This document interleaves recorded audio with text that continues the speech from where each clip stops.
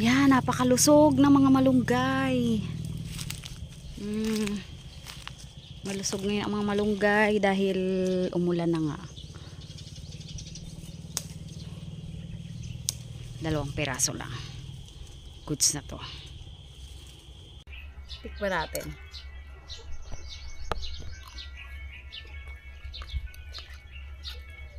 Dumpling na dumpling.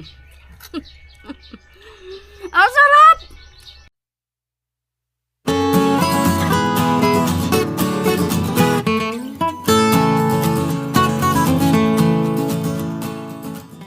Hi guys! Welcome back sa aming channel, ang KKK by Jeng and Otep. And of course, it's me, your Ate Jeng. And for today's video, ayan, makikita nyo naman, meron tayo ditong mga ingredients. Meron tayo ditong ground pork.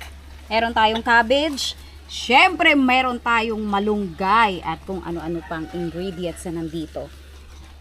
Gagawin kasi natin today ang nagte-trending na dumpling lasagna or yung tinatawag na lazy dumpling ng iba. Okay, simulan na po natin sa pagmimix ng ating pork, giniling.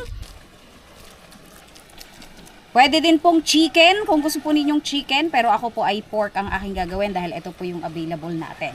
And, dahil po wala tayong available na napa-cabbage, na talagang pinaka-basic ingredient ng mga dumpling, ay ang gagawin po nating ingredient ay ang ordinary na cabbage. Okay lang po yan, walang problema. Ginayat-gayat ko lang po yan ng maliliit, and syempre para pang pa-sustansya. Meron tayong malunggay. At ang malunggay ko po ngayon, himala, walang sanga. Inisa-isa ko po yan. Talaga, kasi nga syempre para naman maganda tingnan sa ating, at saka hindi lang maganda tingnan, maganda sa panlasa yung ating malunggay. Hindi makakapa yung mga sanga. And then meron tayo ditong for garnish natin na spring onion, or yung, hindi siya pala spring onion. Lagi akong nagkakamali. Onion leeks. And then, meron tayo ditong red onion na nakahiwa ng maliliit. Hiniwa ko na lahat kasi alam naman natin ang procedure ng paghihiwa para mas mabilis din tayo. And then, meron tayo ditong grated ginger. And then, may grated 3 cloves of garlic. Yan. Bago natin haluin, ilagay na rin natin yung iba pang pampalasa. Syempre, yung ating paminta at saka yung ating powder seasoning granules, seasoning granules.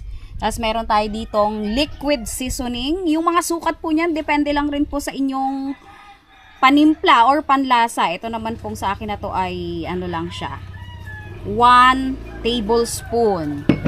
Tapos meron po tayo ditong sesame oil, 1/2 tablespoon na sesame oil. And, meron po tayong oyster sauce. Kalahating kutsara lang rin po na oyster sauce. Para hindi naman po ma-overpower ng oyster sauce ang ating mga ingredients. Then, i-mix na po natin.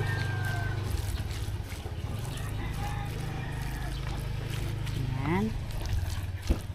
Kaya po wala tayong asin na nilagay. Kung makikita nyo po, wala akong naka-prepare na asin dyan. Dahil po meron tayong soy sauce. O, meron po tayong toyo. Ilalagay po natin. Yung toyo din po, depende din po sa inyong panlasa. Pero yung sa akin po ay 1.5 kutsara. Ayan. Ang bango-bango po. Kasi kung alam nyo po, yung talagang sesame oil, napakabango. Kung alam nyo po ha.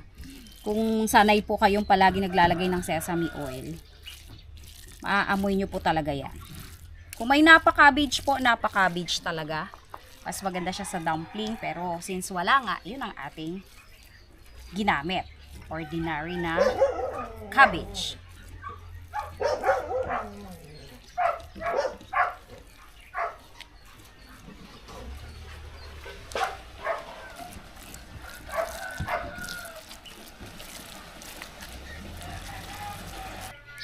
Ayan, mayroon po tayo dito mga molo wrapper or yung dumpling wrapper.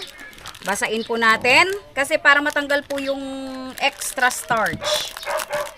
Lagay po natin dito. Basain po natin.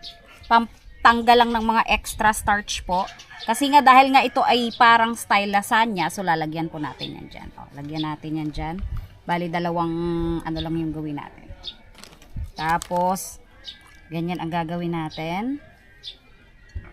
Tatluhin natin sa ilalim. Kasi marami naman tayong molo wrapper. Yan. Tapos lalagyan natin dito. O, diba? Yan ang trending ngayon eh. Kahit saan ko nakikita ang mga ano na to. Pero syempre, iba-iba tayo ng ingredients. Yung ingredients ko dito ay medyo iba naman compare din sa kanila. Kanya-kanya naman tayo ng style pagdating sa pagluluto. Okay. Tapos lagyan ulit natin. Parang style lasagna nga siya.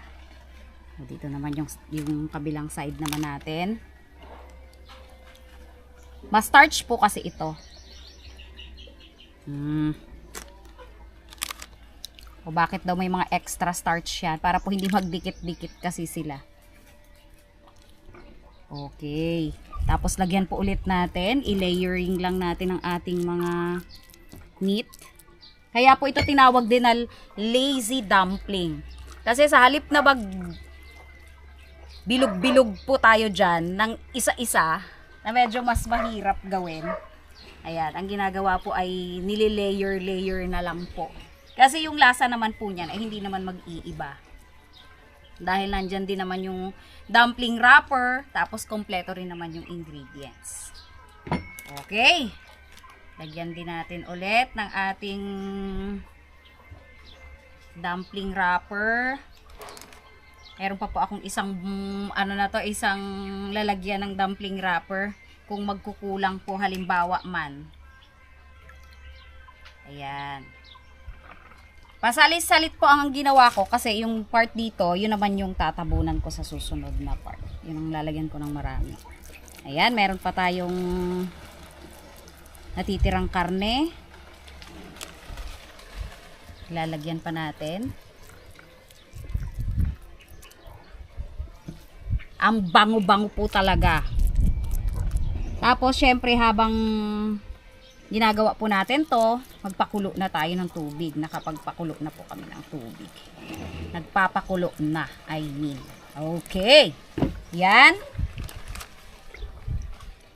Ulitin ulit natin ang procedure. Para talagang lasagna. Nabiyak na siya, pero okay lang yan. Dito dahil medyo malapad na, gawin na nating 4 siguro. Medyo malapad na po kasi ito. Hindi na siya kakasya ng 3 lang. Okay.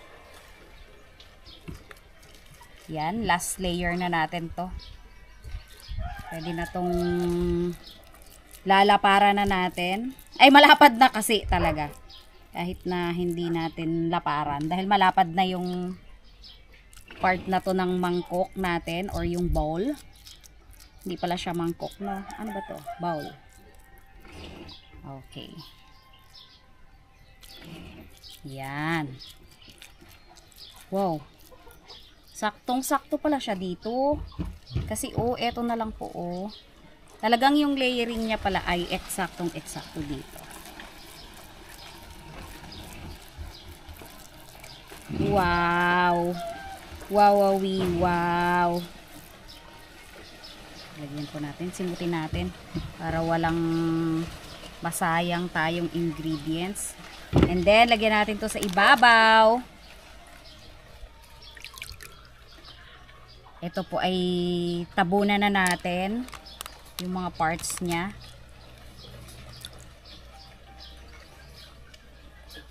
Yan. Kailangan matabunan ito. Dahil ito ay panghuli na.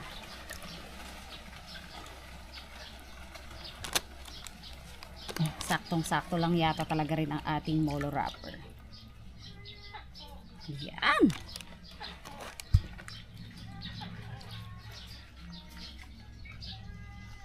Okay. Meron pa tayo dito.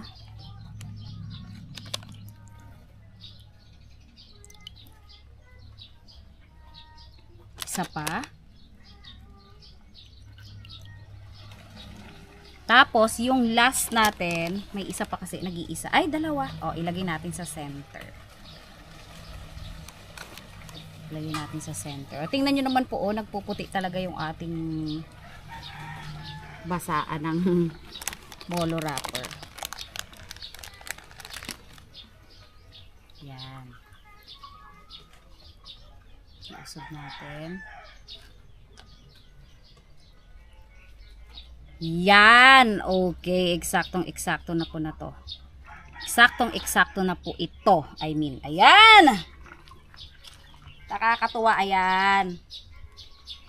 Isa lang na po natin ito. Ilagay natin sa kumukulong tubig. Yung ganon. Yan nyo po, oh. Yan yung mga extra starch na nakuha natin. Siyempre, ilagay natin dyan. And kung makikita nyo po, meron tayo ditong chili oil and etong ating pang ibabaw. Yan po yung mga pang garnish natin mamaya. Later. Okay, isa lang na po natin. Eto na po, kumukulo na po yung ating tubig. Tingnan natin. Ayan, kumukulo na yan. Isa lang na po natin ito dito. Kasi ito naman ay ceramics. Yan, make sure na ang gagamitin nating mangkok ay hindi aapaw yung tubig natin. Para at least hindi naman siya mag-overflow yung water. Yan. Isa lang po natin for 15 to 20 minutes. Depende po sa makikita naman natin dyan kung maluluto na ito or hindi pa. Pero ang pinaka-ideal po is 15 minutes. Hintayin lang po natin. And then, ready to eat na ang ating dumpling lasagna or lazy dumpling. Nag-timer po tayo ng 15 minutes. Ayan. Nasa mahigit 11 minutes pa. Ayan yung ating niluluto. Okay, hindi muna natin bubuksan. Nakikita naman natin yung itsura. Pero maluluto naman at maluluto talaga yan. 11 minutes. Let's wait. Nasa 14 seconds na lang po tayo. Hintayin talaga no? Siyempre ganun talaga tayo ka-stricto sa oras. Kasi kung 15 minutes lagyan natin para at least alam natin kung maluluto siya ng 15 minutes talaga. Ayan, okay na po. I-stop na natin ang ating timer. At patayin na natin ang apoy ng ating kalan. Ayan, meron tayo ditong panghawak kasi I'm sure talagang mainit. Wow! Wow! Na-perfect ng pagkakaluto. Kaya lang, perfect din ang init po na to. Pero meron tayo ditong pang, ano naman, kaya lang, paanuhin muna natin ng konti. Hayaan muna natin mag-subside ng konti yung init para natin mahango. Kasi kahit na may panghango tayo, masyadong mainit pa din. Bawasan muna natin ng konti. Eto na po, ready na ang ating dumpling lasagna. Kung makikita ninyo, napaka-perfect ng pagkakaluto. Yan po talaga ay dapat na ganyan. Meron pong konting katas-katas kasi yun po yung purpose ng ating mga nilagay kanina. Hindi po siya dapat dry na dry. Ayan, ilagay na po natin ang ating onion leeks or spring onion kung meron po kayong spring onion. Yan. At syempre, hindi yan masarap kung walang. Wow, hindi talaga masarap. Masarap din naman. Kaya lang, mas iba pa rin ang sarap pag meron tayong chili oil. Tignan natin. Lagyan natin ng chili oil. Para naman talagang uusok ang bibig sa sarap. Masarap po talaga to. May chili oil. Kasi gano'n naman din po kinakain yung dumpling. May mga chili oil na kasama. Ayan po natin. Ayan.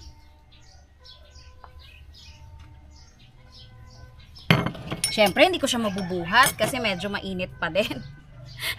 Hindi ko basta-basta mabubuhat. Ayan na po ang ating lazy dumpling. O yan atin pong dumpling lasagna na sikat po ngayon at nagtitrending O, di ba? Matitikman na rin po natin ito sa wakas. Matagal ko na pong nakikita ito at ang dami ko nang nakikitang sarap na sarap. Ngayon, matitest ko din kung talagang masarap nga talaga. Pero, masarap naman talaga ito dahil akong may gawa. Ayan. Nakikisalamuha po talaga ang mga unwanted visitors natin. Pero wala po tayong magagawa. Tikman na po natin ang ating lasagna. Wow, parang lasagna din talaga siya, oh. Tingnan natin ang loob. Ayun, nagtalsik na tuloy.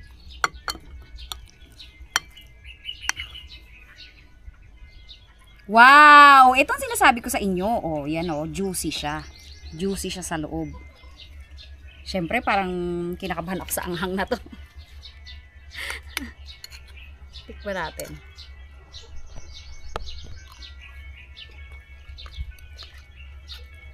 Dumpling na dumpling!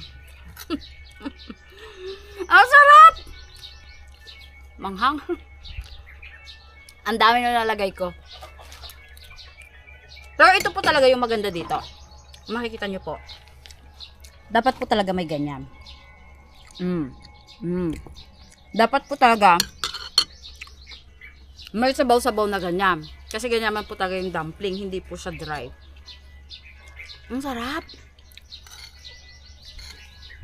Pero tumutulo yung duha ako sa anghang.